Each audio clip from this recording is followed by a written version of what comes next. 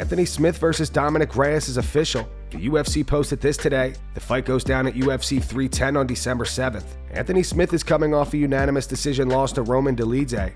Dominick Reyes is coming off a KO win over Dustin Jacoby. Post your predictions in the comments. Merab sent a thank you to Dana White in the UFC today. Merab posted this on X. He wrote, "It's been a week since I became the champion. I have been fighting for this goal for the last 14 years, and it seemed so far difficult and impossible that I still can't believe. I want to thank Dana White because he didn't find me on that amazing night at Ring of Combat. I might not have been a part of the UFC and would have continued my path in another organization. Also thanks to Hunter Campbell for all the hard work he does, and thanks to matchmakers Sean Shelby and Mick Maynor. Also to the UFC staff for their tireless physical work." Stephen Thompson dismisses concerns about his age leading up to his fight against Joaquin Buckley at UFC 307. Wonderboy is 41 years old and Joaquin is just 30. Speaking to Inside Fighting, Wonderboy said, "I'm still one of those guys who gives those guys that are coming up a chance. There's a lot of guys at the top, especially in the welterweight division, that are trying to hold on to their spot as long as they can. But I was given an opportunity when I was coming up. I want to give that back to these guys that are up and coming and want to try to take that spot. For me, it's my test. It's my test to see if I've still got it against these young bucks. Everybody's looking at me as the old guy. I'm 41 and I'll be 42 in February, but I feel like I'm 25. I'm just as fast and I'm still getting better. I don't mind stepping out and giving these guys that are up and coming a chance to prove themselves." Alexander Volkanovski lands a low blow on Tyson Pedro in sparring. I'm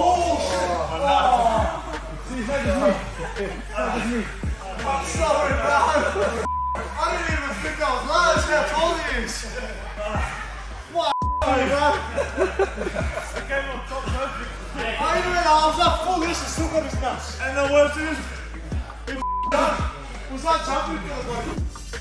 Aljamain Sterling details the altercation he had outside the Sphere. If you haven't seen the footage, here's what happened. Yo, Aljo! Aljo, once you accept the loss from Sean, you'll be a lot better in life. Piece of Aljo! Let's go!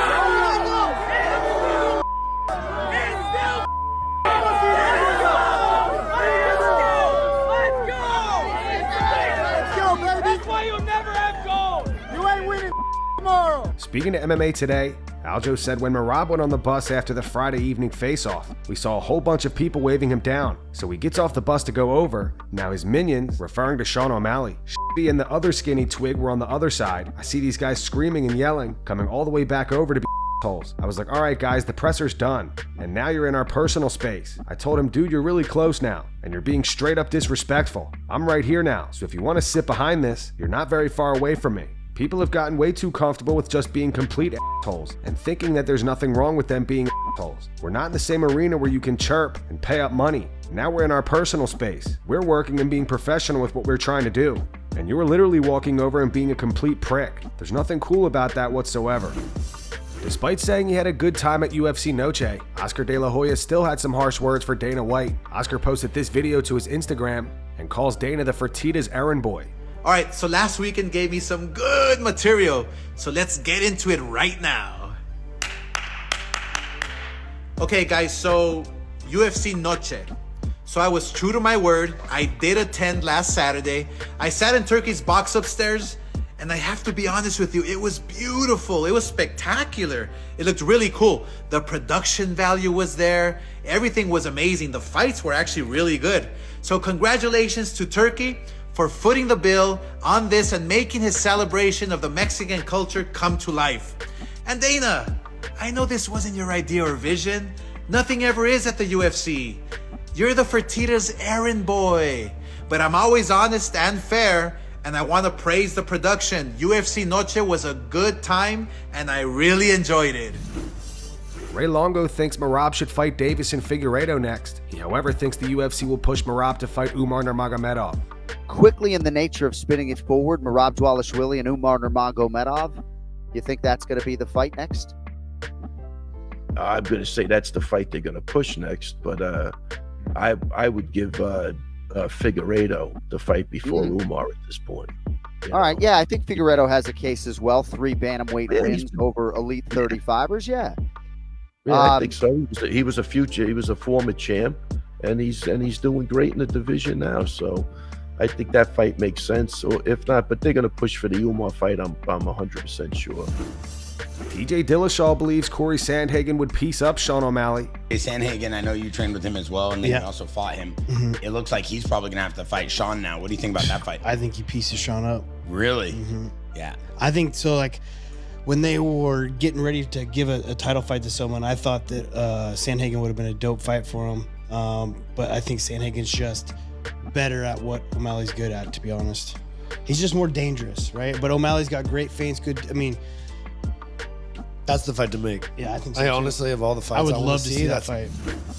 Daniel Cormier doesn't think Jon Jones or Stipe Miocic will fight Tom Aspinall, despite Tom being the backup fighter. On Good Guy, Bad Guy with Chael Sonnen, DC said, "You're gullible." No, it does not mean that. What it means is now we have another opportunity for disappointment. If one of those dudes get hurt, neither one of them is fighting Tom Aspinall. You're out of your mind. No way. When Jon Jones got hurt the first time, Sergey Pavlovich was the backup fighter. Who fought? If somebody gets hurt, get ready for Tom Aspinall versus Cyril Gane. Mark my words. I don't get the backup fight. Remember when Charles Oliveira was going to fight against Islam Makhachev and Mateusz Gamrot was the backup fighter? And then they brought Alexander Volkanovski in there? I get that you want to look at this thing with clear eyes, but I'm giving you two prime examples. It's not even about being scared, it's about risk management. If someone gets hurt in this fight, the reward versus the risk of fighting Tom Aspinall is so great, I don't believe either one of them will do it. Love that it's part of the story now. We all love the story. We love a great story, but I don't know that it plays. I don't think he's scared, but again, it's risk versus reward. A win over Tom Aspinall does nothing more for Jon Jones than a win over me or Vitor Belfort or Rashad Evans or Shogun Rua or Alexander Gustafsson and all this list of great fighters that he's already beaten. So many great fighters. Beating Tom Aspinall doesn't really do much to add to that, but losing to Tom Aspinall does do something, because now you see him lose. He's never lost. So for him to go out there and fight a young, hungry guy who seems to possess the skills to beat him, it's not worth the risk. I'm telling you this as a guy that for a long time was on the wrong side of the Jon Jones equation. Didn't like Jon Jones, didn't care for him. I don't think you risk what he would be risking. His legacy to him, I feel, might mean more than taking that risk, especially when you don't need to. Jon Jones versus Tom Aspinall is more likely to happen if Stipe Miocic wins. That's my take. If Stipe wins and Jones loses and feels like he has something to prove, it's more likely that he fights Tom Aspinall. If he wins, he'll go off into the sunset. Michael Bisping and Paul Felder discuss what Khalil Rounteee has to do to beat Alex Pereira. Bisping believes people are writing Khalil off, and he won't be surprised if Khalil goes out there and shocks the world. 307, I mean, that is just around the corner. I had no idea. Pereira, Khalil Rounteee Jr.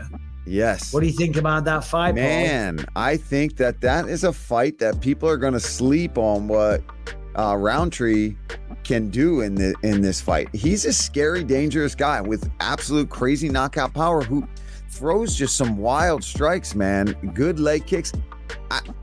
I'm not saying he's gonna necessarily win, but my God, I think he's got a damn good shot of upsetting the world in that one. Yeah, without question, because he's on a 5-fight win streak, 4 of those by knockout. Granted, the level of opponent hasn't been what Pereira's been facing. He's the champion. I'm just trying to see. So he did get knocked out against Iwan Cutelaba, and he did get knocked out against Johnny Walker with that elbow from the clinch. Yeah. Right? The reason I was looking that up is because you got to be able to take a shot if you're going up against Alex Pereira. That's first and foremost. Now, granted, elbows are a little different, and the elbows, I think they might have been on the ground versus Cutelaba.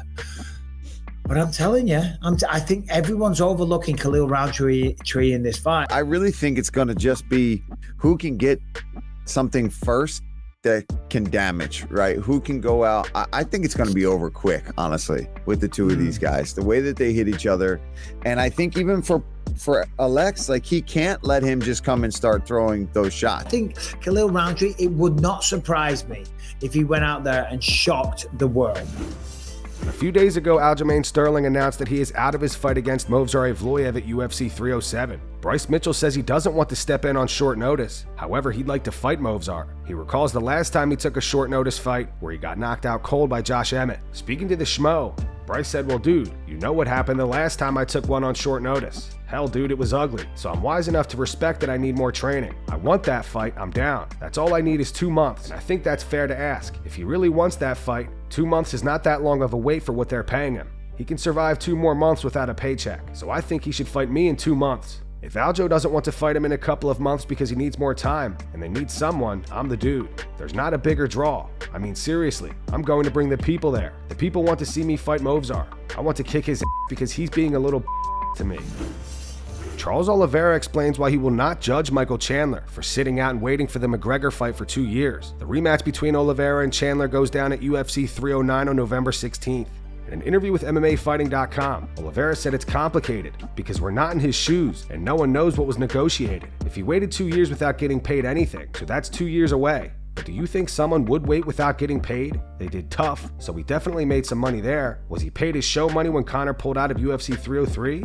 So in reality, people talk and talk and talk, but no one knows what the reality is. I'm not here to criticize anyone. If he waited, that's because it was good for him. I hope it was good for him because 2 years with no fights is a lot, and Chandler has a family to provide to. And when you have a family to provide to, a small child, you have to make things happen. So I hope it went well for him. I can only speak for myself, and I don't feel the timing of the fight when I'm away for so long. I like to stay on rhythm and competing, you know? Of course, not taking one fight right after the other, because this is MMA and we're breaking each other every day.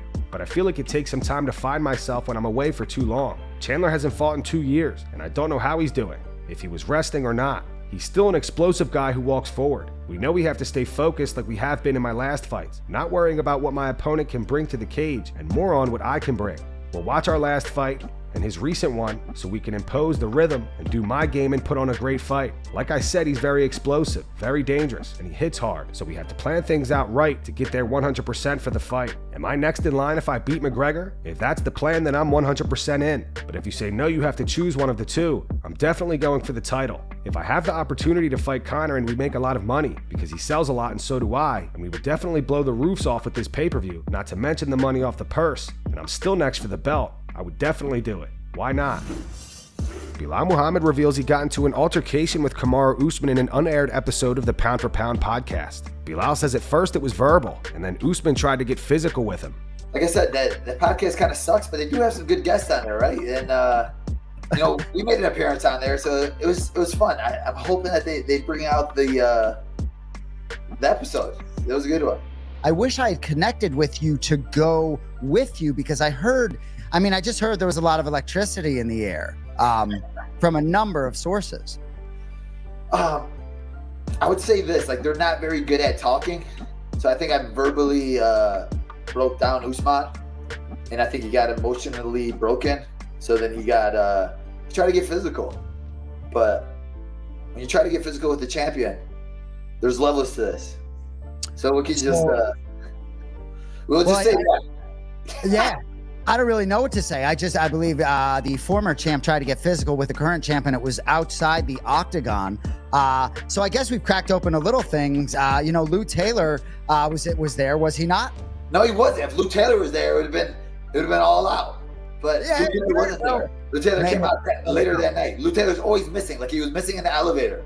I'm telling you, man, so release the tapes, I guess, is the moral of this. And that's going to wrap it up for the news. Thanks for watching. For daily MMA news and content, subscribe to Full Mount MMA and click the bell icon to be notified when we post videos. Here are the 3 top comments from last video. These comments are in reference to Merab Dvalishvili's skit to Sean O'Malley. The first one's from Antonio. It says, "Oh hell nah. Merab's skit was funny as when Sean drove away with the song playing bogus." The second one's from Zach H420. It says the superstar song playing as Sean drove off is next level humor. I'm all for Merab as champ. And the final one's from J Stan. It says the mini pink Lambo got me. Those were the 3 top comments from last video. If you want to be featured in the next one, all you have to do is comment down below. And if you missed yesterday's news, click the video on screen right now to get caught up.